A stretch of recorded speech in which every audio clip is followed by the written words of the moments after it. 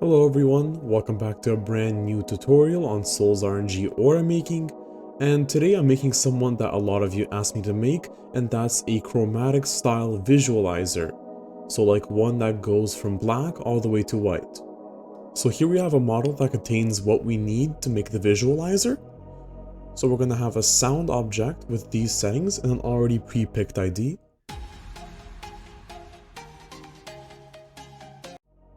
In the second part of this, we'll have a script which will be doing most of the heavy work.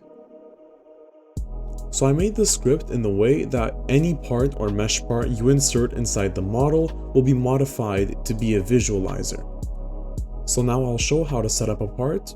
First we add one. The part could be any size because the actual size of the particle is going to be decided by the script. So just for the sake of it being clean, I'll set it up to be a 1 by 1 by 1 in Studio. And for us to see the visualizer effect better, I'll move it into the air. So for now, while you're testing the visualizer, I'll suggest to anchor the part down and turn off Can Collide, but if you're going to attach it to a player model, make sure it's unanchored but still Can Collide false. We will also set the material to be neon so the visualizer has a glow. Now I'll just enable the sound that I'll be controlling the visualizer effect. Make sure it's named sound. The last part of the part setup is going to be to add two int values. You're going to name them lower and upper, the exact same way that I named them. These will represent the lower and upper bounds, which I'll explain later, so for now just set them to 0 and 600. Now if you're testing this and not putting it on a player yet, you're going to set the run context to server. However, if you want to test it during play, you're going to set it to run context client. Here it is in action.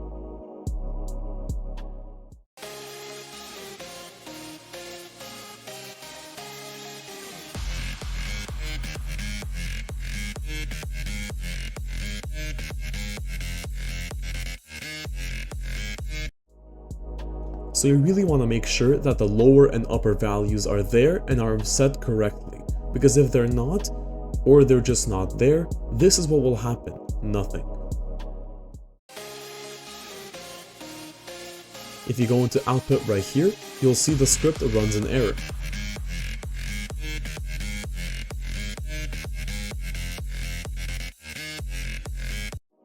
So the lower and upper values will really control how reactive the particle is going to be and in which ranges of loudness it will react.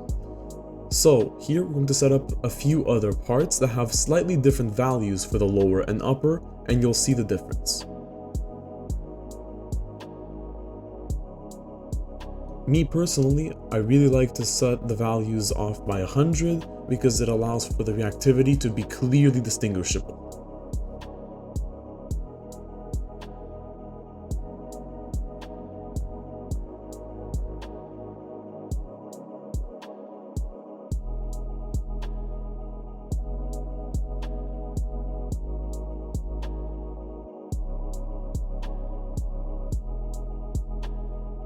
So once you've set those parts up, this is what it looks like.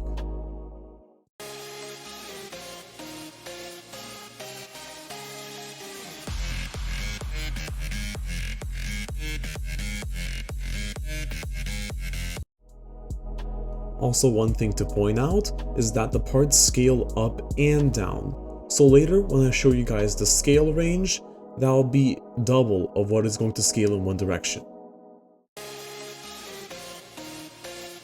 You can clearly see here it scales up and down at the same time.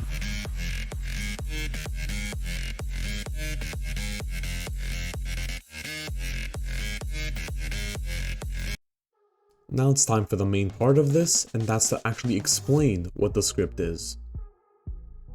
Right off the bat, I'd like to point out that a big part of the script should not be modified, because it controls the main functionality of the entire thing. There's a few customizable values, but what I'm selecting right now is not something that you should be changing.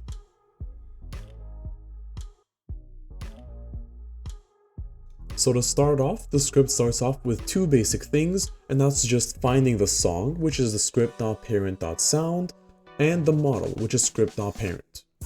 This is very similar to the original visualizer script.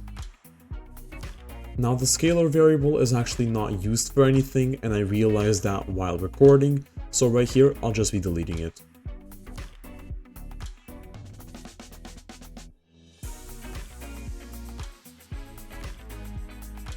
So the next part that I'm going to explain of this is going to be pretty heavy to understand, so I've made a diagram for it. So next up we have the lower and upper offset, which is part of the customizable bounds of the entirety of the scaling and color changing. So here I've made an example of what it would be with different values. The scale stays at its minimum and goes to its maximum when it's below lower bound or above upper bound. The size only changes in between the two. The color changing works the exact same way, except you can add lower offset to make it start later, or you can add an upper offset to make it stop earlier. That way it goes from black to white a lot quicker. So next we have two of the variables that I just mentioned, scale range and lower scale. So lower scale will be the lowest it could be, and lower scale plus scale range will be the highest it could be. So in this case, 1 to 16. Next up, we'll have the hue variable, which controls the shade of color that the visualizer has. So we'll be changing the color in an HSV format. H will be the hue, which I just mentioned. S will be the saturation, which is how much of color there is. And then there's going to be the V, which is the brightness basically.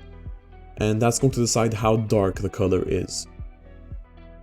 Here I've set up two functions to control the S and the V. That way we can smoothly fade from black to the current color, then to white. So here's an example of the HSV format. If we want to make the color red with the HSV format in Lua, what we'll do here is add a color3.fromHSV. We'll pick 0 for the hue because that's the hue for red. We'll pick 1 for the saturation because we want it to be a very vibrant red. And then we'll pick the V, which is the brightness. In this case, we want it to be max brightness, so 1. As you can see, that gave red. As for the functions themselves, I won't be explaining exactly how they work in script, because I did just show a diagram that explains that. You could rewind if you want. The math itself is not complicated, but the logic behind the math is not going to be easy to explain on video. So I'll leave that up to you guys if you want to explore the script after I leave it in the description. What I will explain is that each function will have a half size and mid bound calculated for it, depending on the lower bound and upper bound that we're going to set for the parts, just like I showed before with the lower and upper int values. The reason I've done this with int values is because that avoids me using a bunch more scripts for each individual part and make them easily customizable. After those two variables are calculated, it will do a series of if, else if statements. That way you can decide what size or color to change it to. The reason the functions for the S and the V are so similar is because they're essentially opposites of each other, working for the exact same color values. However, the pick height function, which is what will decide the scale, is going to be based on the bounds that I showed in the diagram earlier, so it'll be different. The final part of this script is going to be a while wait loop that's going to be waiting with 0.01 seconds, because that's the way I like to set it. I've set up the hue to add up so that it switches from red to every other color and comes back to red every 5 seconds. The math behind this is actually pretty simple. We're going to go up 1/100th of a second every single time we pass through the loop, and we'll be adding 1/500th every single time we go through the loop. So that means after 500 times of running the loop, we'll have 5 seconds pass, and the hue will go back to being 1, which is when we'll reset it to 0, so that it can start again.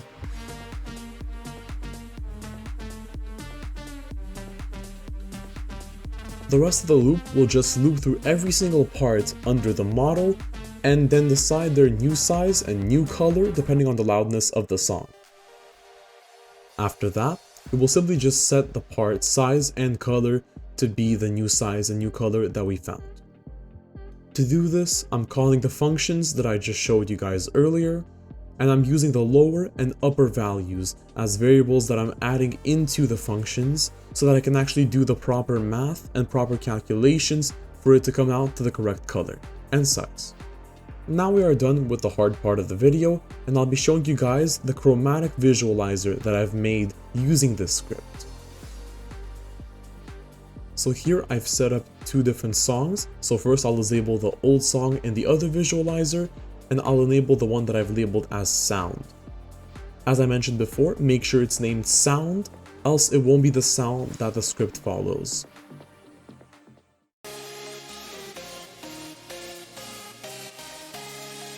So what the Chromatic Visualizer actually uses inside of the game is it uses a diamond mesh that's set to neon material and then changes color. As you can see here, my script allows us to perfectly replicate the Chromatic Visualizer.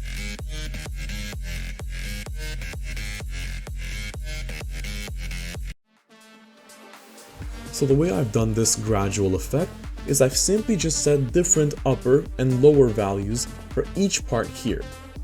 As you can see, we'll have parts that are labeled a certain number. That doesn't really matter, that's just for me, but the lower and upper values are set in a way that the parts named the lower number will react less. One more thing, make sure that you picked out a good song for your visualizer because the way it reacts will depend on the audio you picked. This is what it sounds like with an audio that has a louder overall playback loudness, and this does not change with the volume. The volume does not control the playback loudness. This is something that is just set in the song's file. So just make sure to pick out a good song that reacts in the way that you like it to.